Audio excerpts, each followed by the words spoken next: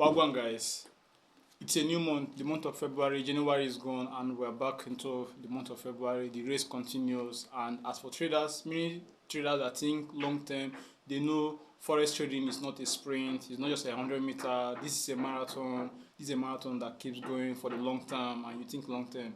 So we are into the second month of the year 2026, and I'm back to trading. I'm glad that I'm back to trading. I'm back to looking at the chart. I'm back to taking and executing, analyzing, and every stuff, making and losing the money. So this year, 2026, is gonna be a different from. It's going to definitely be different from all other years.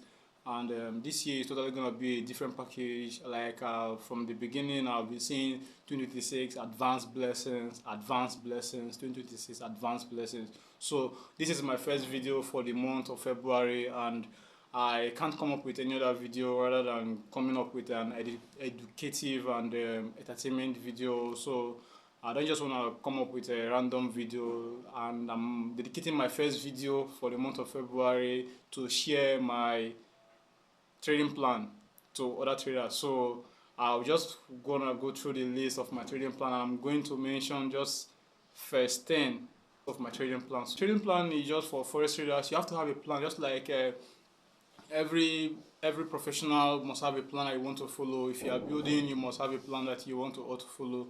So this is not something that you not just wake up and maybe start want to do something out of the blue. You don't know the beginning, the end, how you're gonna enter, how you're gonna exit the market. So that's why I say you must have a plan on how you tend to approach the market for the long term and stuff. So the first in my trading plan, is the trading hours that I've chosen for myself and according to my strategy. Sometimes this is flexible due to how the market might behave. Sometimes the market tends to move during the Asian session, and sometimes it tends to move during the London or probably New York session. But for my strategy and the pairs that I'm trading, my trading hours according to my plan is 6 a.m. to 6 p.m.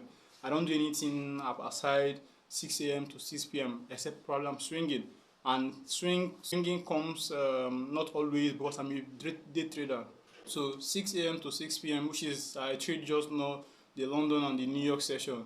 Number 2 in my trading plan is the trade frequency. I don't overtrade. I don't tend to overtrade. So I have a discipline. I have a plan I'm following. So maximum 2 trades is okay for me. Then number 3 on the list here is I always try to catch the least 1:3 risk reward or more. I don't anticipate to have a strategy that will give me a 2 pip SL or 5 pip SL, or that will give me a risk reward of 1:100, 1:10, 1:20. I'm cool with 1:3. I know my risks, I know my target, I know my profits. So I'm just cool with just a few pip movements, 1:3, minimum of 1:3. So if the setup is giving me a minimum of 1:3, I'm cool, I'm executing the trade. I don't go for a strategy that is going to give me a 5 pip SL, a 1 pip SL, a 2 pip SL, or a risk reward of 1:10, 1:20, thereabout. Then the next on the list is the trading section.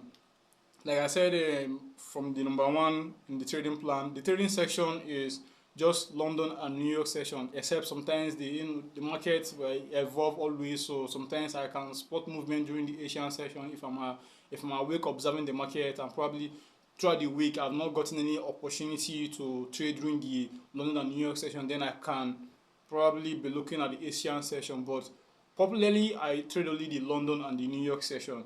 Now here on the list, number 6 says always follow the trend.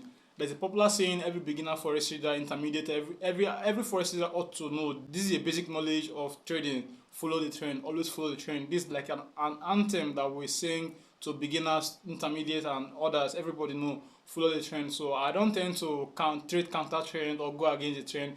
And there's a popular saying that says always follow the trend is your friend. Don't go against the trend. So in my plan, of course, I come down to the charts, I do my top-down analysis, and I spot the trend and I follow the trend. I don't tend to trade against the trend.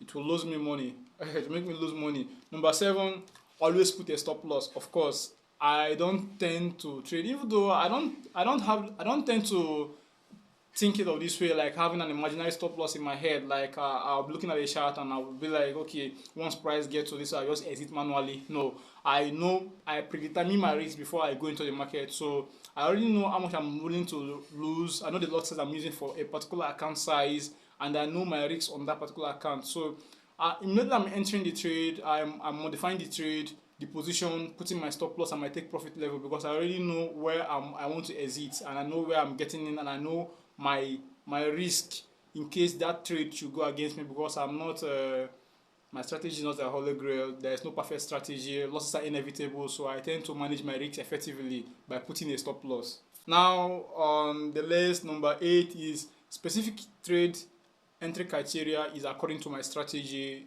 The trade entry criteria differs according to different strategies. So number 8, according to my trading plan, before I will enter a trade, it must conform with my trading criteria according to my trading strategy. Now, number 9 on the list is a specific trade exit criteria. I have exit criteria. Some people tend to leave the market manually. Some tend to leave the market at take profit level. Some tend to leave the market at break even. Some tend to leave the market probably when price hit their stop loss. While some tend to be shifting their stop loss. So I have also a specific trade exit criteria. Just like I have an entry criteria, I also have exit criteria. Now, number 10 on the list is a realistic weekly goal. Immediately the week is starting, I have a realistic weekly goal. I don't just come to the market like I want to make a money overnight. I want to make a $10 million overnight. So I want to make a $1 million overnight. I have a specific weekly goal, and the weekly goal is according to my portfolio. Of course, my balance. I can't anticipate more than what my balance can carry, of course. So I have a specific weekly goal, and sometimes it may be that, okay, I have a weekly goal that from Monday, Tuesday, Wednesday, Thursday, and Friday. These are the trading days of the week. Okay, if I could see opportunities on these days, and sometimes it may be possible that I have a weekly goal. Probably I tend to make $100 on Monday, $100 on Tuesday, $100 on Wednesday, $100 on Thursday, $100 on Friday. And sometimes it can be that from Monday to Friday to Wednesday, you've achieved your weekly goal. What do you have to do? You stay out of the market because you've already achieved your weekly goal, rather than going to overtrade and probably you don't know what will happen, because you can win on Monday, win on Tuesday, win on Wednesday, and because you don't have a realistic weekly goal that you're looking forward, and on Thursday and Friday you can lose everything to the market. So you never can tell. So just focus on your plan, focus on your realistic weekly goal, and once you achieve it, you keep off the charts, go do something else and get busy. I'm going to end here in number 10, but I just want to give out the last one, which is very, very important among everything in the trading plan, is journaling.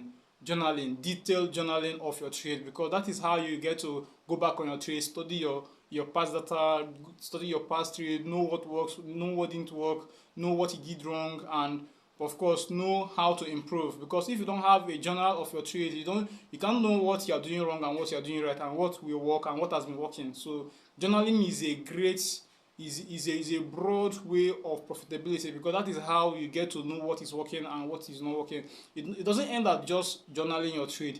It's also journaling and going back to review what you've journaled, so that you can also work on yourself and improve yourself and come up with better. So these are just some of my secrets in my trading plan that I've just listed out for you. I don't know which one conforms with you, which one you want to add to your own trading list or to your own trading plan. It's good as a trader you have a trading plan that you're working with, because every professional out there have a trading plan, every builder have a trading plan. There is no structure that can stand without a plan. Everything must have a blueprint, everything must have a plan before it comes into existence and become a structure. So I say go out for follow your plan, create a plan, follow your plan. One of the worst thing that can happen to trader is you having a plan, not following a plan. And again, if you want to improve, you must have a plan and follow your plan. So guys, I wish us a happy new month and a profitable month in the month of February and subsequent to come. So see you in my next video. Bye guys.